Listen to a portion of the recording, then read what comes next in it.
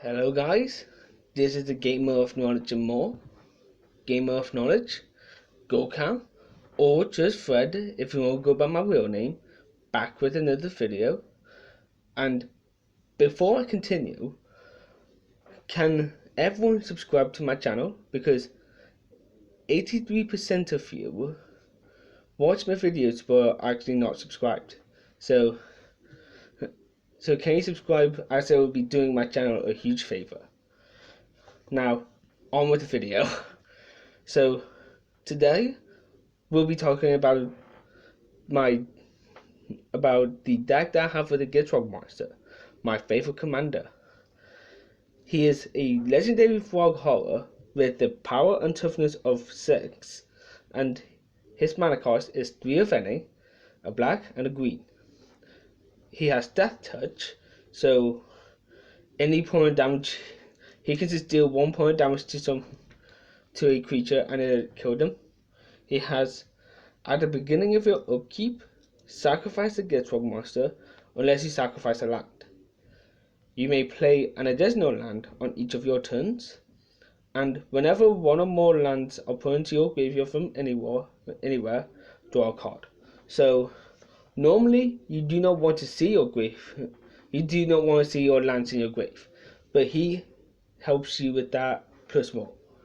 So I'm going to start off with the cards that help me get lands quicker, apart from the Gitrog. So first off, I have Temptress Discovery. What it is that for 3 of any and a green, it has Tempting Offer. So you search your library for a land card, put it onto the battlefield. Each opponent may do the same, but for those who do it, you get an additional land. So if you're in a 4-player game and you play it, and everyone says yes to it, then you're getting 4 lands. 1 because of you getting it, and 1 per opponent. Next is Fertility. He is a creature who costs 2 of any and a green. It has base toughness and power of 0, but it comes in with 2+1/+1 counters on it. And it has pay 1 of any and a green, and remove a counter from Fertility, and target player searches their library for a basic land card, and it's put into the battlefield tapped. So we're mainly going to be targeting ourselves with that effect. Next, even though it doesn't get lands from our deck, it does help us get from the graveyard. This is Splendid Reclamation. For 3 of any and a green, it's a sorcery that says return all land cards from your graveyard to the battlefield tapped. So if we have a lot of lands in our grave and we want to do something with all that mana, we can just bring them back, even though they come in tapped. Next are cards that have a similar effect to one of Gitrog's effects, which is the play additional land effect. So first is Rise of Flourishing. You've already seen it in my Too Faster deck, but I'll go over it again just in case you forgot. So it's an enchantment for 2 of any and a green. It says at the beginning of each player's draw step, that player draws an additional card, and each player may play an additional land on each of their turns. So even though it does help our opponents, in our deck, it helps us the most. Next is Grappa Ori. It's an artifact for 4 of any, and that's it. It says each player may play an additional land on each of their turns, like Rise of Flourishing, but it also has a draw effect, but it's different. It says at the beginning of each player's upkeep, if that player has no cards in their hand, that player draws 3 cards. So, although unlikely, if we have no cards in our hand, we'll get up to 3, 7 cards because of Rights of Flourishing, Grapple, and the Gitrog monster. Next is Wayward Sawtooth. He's a creature for 2 of any and a green, and his power and toughness is both 5. He has Ascent, which means if you control at least 10 permanents, you get a City's Blessing for the rest of the game. You may play an additional land on each of your turns, and he can't attack or block unless you have the City's Blessing. The City's Blessing is quite easy to get in this deck because of the amount of lands we'll be playing. Next, I'm going to go over 3 cards that can do something while lands are entering the battlefield. First is one of the 2 retreats that I can play in the deck, which is Retreat to Hydra. It's a card for 2 of any in a black. It has Landfall, which is an effect similar to Constellation from the previous deck profile, except instead of enchantments, it's lands. So, for Retreat to Hydra, whenever a land enters the battlefield under your control, you can choose 1. So, you can either make target creature get +1/+1 and death touch until end of turn, or each opponent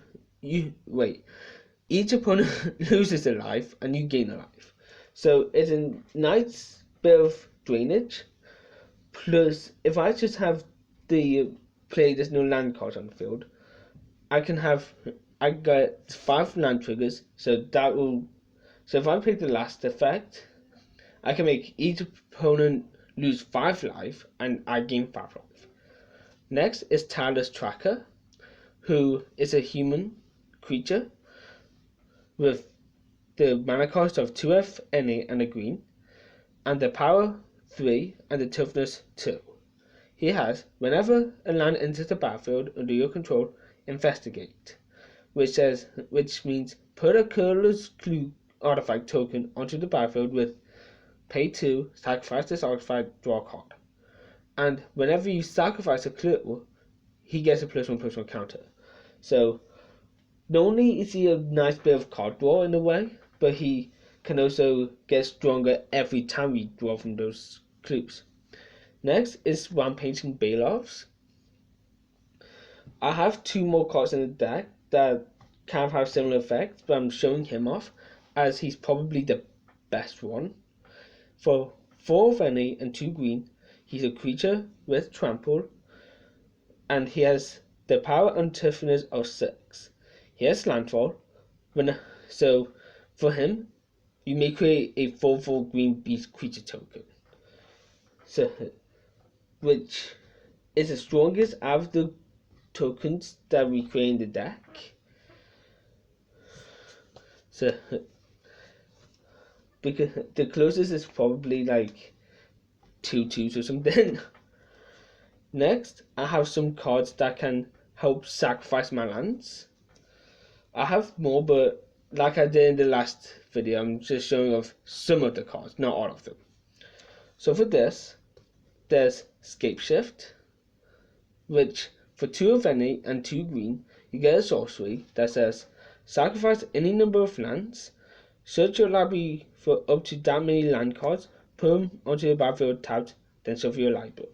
So we can just sacrifice all of our lands and get that many lands back. But because of the way that the Gitrog is worded, we still only draw 1 card because he says 1 or more land cards. If only he said whenever a land enters the graveyard from anywhere, then there'd be a lot of cards that we drew. Next is Harrow, which is probably my favorite way to get lands in this deck, because for 2 of any and a green, it's an instant that says, as an additional cost to cast this spell, sacrifice a land. And you search your library for up to 2 basic land cards, and you put them onto the battlefield, then shuffle your library. It does not make them into tapped, so that makes it even better. Next is Merciless Resolve. It's kind of similar to Harrow, where in terms of mana cost, what kind of card it is, and there's no cost. But it's a black spell instead of a green spell. You can sacrifice a creature instead. But we're mainly going to be sacrificing lands for extra value. But so this card draws 2 cards instead of getting you lands. So with the Gitrog out, that means you draw 3 cards. Next, I'm going to show you one last thing before I'm going to show you the last 3, and then another card which is valuable to me that's in the deck. So I'm going to start with the creature that I got in this, which is Noose Constructor. He is a creature for 1 of any in the green with 2 power and 2 toughness. He has reach and discard a card. Noose Constructor gets +1/+1 until end of turn. He's actually a part of an infinite combo in the deck, but I'll get to that soon. Next is Wilm Harvest, which is a sorcery for 2 of any, Golgari, Golgari, Golgari. So what I mean by that is that it has a symbol which is, so you can pay either a black or green for it. And it has create a 1/1 black and green worm creature token for each land in your graveyard. And it has retrace. So what it means is that you may cast this card from your graveyard by discarding a land in addition to paying its other costs. So if I do it right, it can give me a lot of worms. Next is the card which I'm going to call my gamer approval card, which, like the Commander's Quarters, if you've seen him, it's like his golden pig. And for this deck, it's the same one, which is Dagmar Salvage. It's a land that enters the battlefield tapped and taps for a black, but we're never going to do that because it has stretch 2. And it says, if you draw a card, instead you may put exactly 2 cards from the top of your library into your graveyard. If you do, return this card from your graveyard to your hand. Otherwise, draw a card. So that's also a part of an infinite combo. So before I show you the card,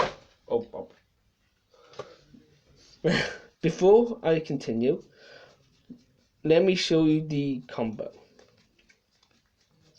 The combo is a discard card, Dagmar Savage, or as I like to call it, Dank Meme Savage, the Gitrog, and where is it? I know it's in here somewhere. And Gaia's Blessing. I just need to find it.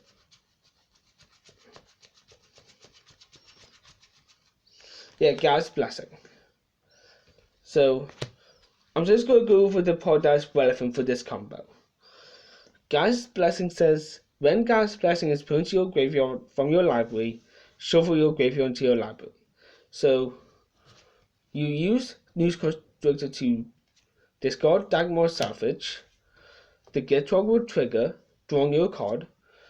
Dagmar Salvage will mill 2 to return to your hand, and you do it enough times to mill a Gaia's Blessing. Then you can get all those cards back into your deck. So before I end the video, I just want to talk about this special card, which is Traverse the Outlands. Now, why this is special and why I'm never taking it out of the deck is because it's my only card that has the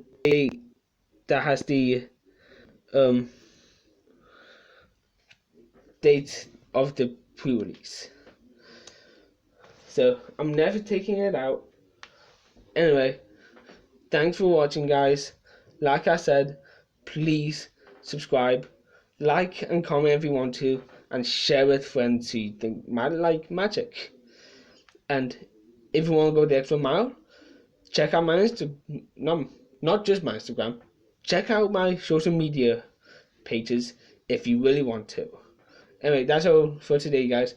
Bye.